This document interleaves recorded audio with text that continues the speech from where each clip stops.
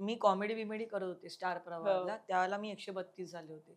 मला ना स्किट करताना ना उठता पण येत नव्हतं खाली बसल्यानंतर. काय बोलते? हो, माझे फोटो बघशील ना, एकतर फोटो, तो फोटो बघून तर मला आजही एवढं हसायला येतं. माझ्या बाजूला शेखर फडके बसलाय.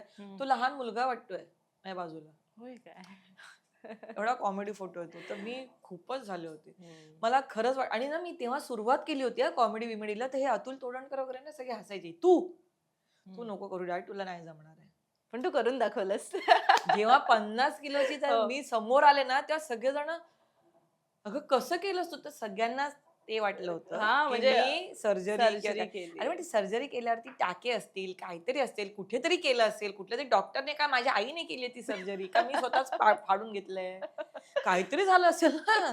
बरं बरं मी मराठी अभिनेत्री आहे. बऱ्यापैकी लोकांना माहिती आहे. तर ज्यांच्याकडे मी ट्रीटमेंट घेईन, ते ती सेल्फ लोकं तरी प्रमोशन साठी करतील ना. करतीलच. हो. बरं तुला माहितीये मला किती Instagram वरती जेव्हा ते पॉडकास्ट वगैरे सुरू झाल्यानंतर मला Instagram वरती किती ते 2-4 मेसेज आले होते, की आमच्याकडून तुम्ही कराल का म्हणून, की आमचं प्रोडक्ट घेतल्यामुळे तुम्ही बारीक झाले. मी म्हटलं मी नाही करणार.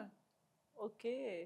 मी नाही करणार. उद्या समजा जर त्यांचं प्रोडक्ट काहीतरी चुकीचं फेल निघालं, झालं वगैरे. मग मी डेंजर. म्हटलं मी ते नाही करणार. मला उलटा हा मेसेज पोहोचवायचा आहे, की मला ना वाईट वाटतं जेव्हा ना माझ्यासारखी त्यावेळेला जशी मी होते तशी माणसं समोर आली ना, तर मला असं वाटतं, की ह्या व्यक्तीला सांगू का, की हे सोप्पं आहे. फक्त पेशन्स आणि शिस्त ठेव. खरी गोष्ट आहे. खा सगळंच, पण घरातलं खा.